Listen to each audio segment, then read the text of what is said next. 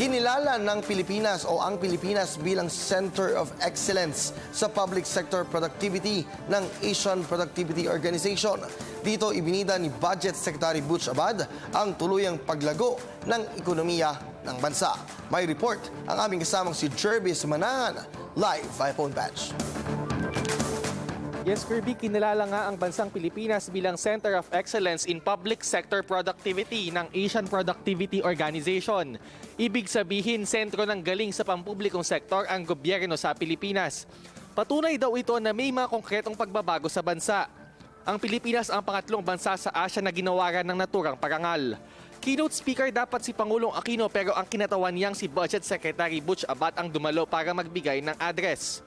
Dito ibinida ni Abad ang nalumago ng 6% ang ekonomiya ng Pilipinas sa ikatlong quarter ng taong 2015.